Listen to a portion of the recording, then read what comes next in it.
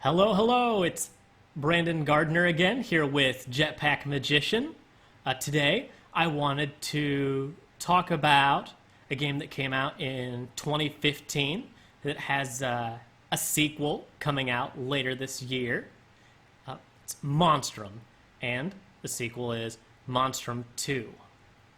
Alright, so continuing with our spooky theme, Monstrum is a horror game.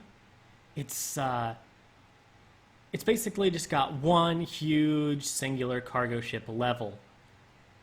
And the cargo ship is procedurally generated.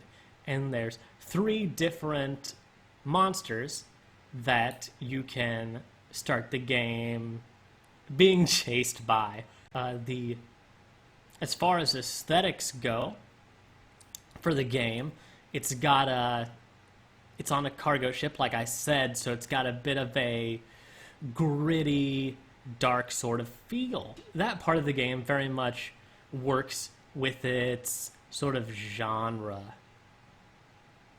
It's enjoyable. Colors are, you've got a lot of greens with little glow sticks holding them in the first-person camera, and a lot of reds and rust colors as well. Guess I'll talk a little bit about the 3 monsters. They're the Fiend. It's like this floating purple psychic monster. And then the Brute. It's like a big, lava guy. And then the Hunter is like a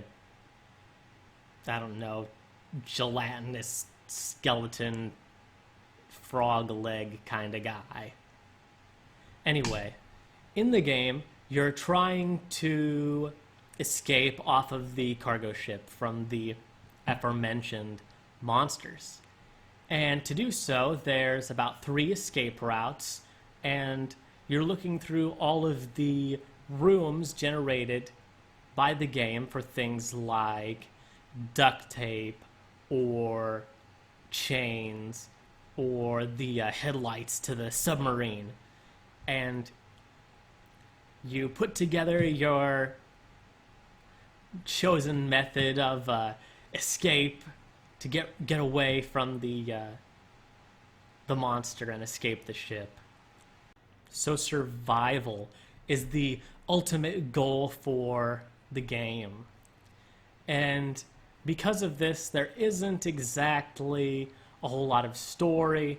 I mean, there are the typical trappings of little scrap notes that you can read and little audio log type recordings. But otherwise, there's just not a whole lot of story. It's you're supposed to be, the main character is supposed to be a bit of a player insert type of character who's basically a blank slate. The game itself doesn't have a whole lot of game mechanics aside from the set collection kind of aspect to escaping.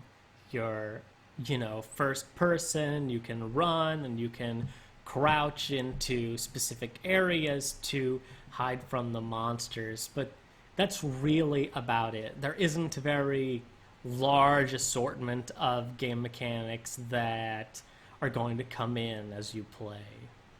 And it's kind of a double-edged sword for the game.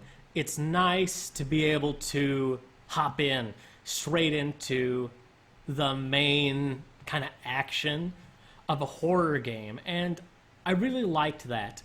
But as soon as you've played the game, and especially after you've been able to escape from one of the monsters successfully, you've pretty much experienced all that there is to this game. There's not, there's no emerging gameplay or that sort of thing coming out of it. But as far as the horror aspect, it's fun, and the monster AI itself is fairly well done. You have a decent idea of when the monster is going to be nearby, and as to when it's going to be safe to hide and then wait to move on. And so I kind of enjoyed the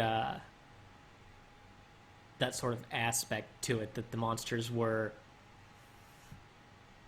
consistent and I knew what to expect from them while I was playing. So while I enjoyed Monstrum, and I think people who are fans of the horror genre will also enjoy Monstrum, I hope that the sequel brings a little more depth than this game did. That they've got a little more to experience and a little more gameplay elements that emerge throughout the game to give the game a bit more for you to do in it.